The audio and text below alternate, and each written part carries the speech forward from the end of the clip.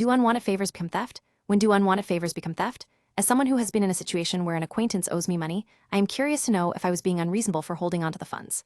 The context of the story began over a year ago, and since then, we have not had in contact. I have known this individual for a few years, initially forming a connection due to our shared interests in comics, gaming, Japanese television shows and movies, as well as his passion for Japanese culture. He is stereotypically considered to be a nerd. However, his behavior began to change over time. Unannounced visits became more frequent, with him turning up at my place without prior notice or explanation. One particular incident stands out in which he arrived uninvited at 11:45 a.m., accompanied by his partner, claiming they were meeting his father at 2 p.m. and wanted to hang out beforehand. Partner would consistently disappear for extended periods, only to reappear with her belongings and an entourage of hair straighteners, a dress, food to cook in my microwave, and so forth.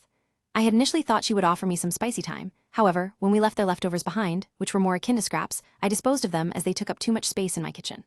Approximately an hour later, they returned, stating that they had gotten into a heated debate with his father and decided to come back to my place. His partner asked me where her grub was, and I truthfully replied that I had discarded it, at which point she began complaining and told me I should reimburse her for the food I had thrown away. They ended up staying for another 3 hours, thoroughly ruining my Sunday. In light of this incident, his visits became increasingly frequent, with him consistently asking for favors such as downloading files and burning them onto discs for him.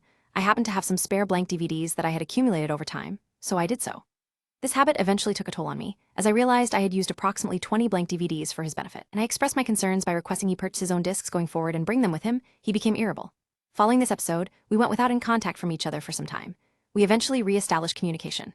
By that point, he owed me roughly £70 due to his consistent requests for assistance when he was in a pickle financially.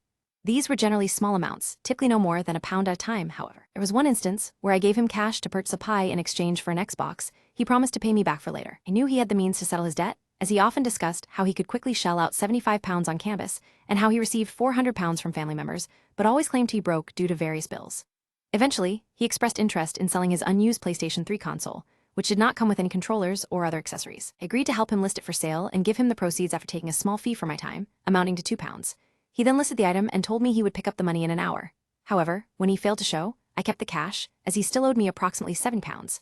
This resulted in him accusing me of theft.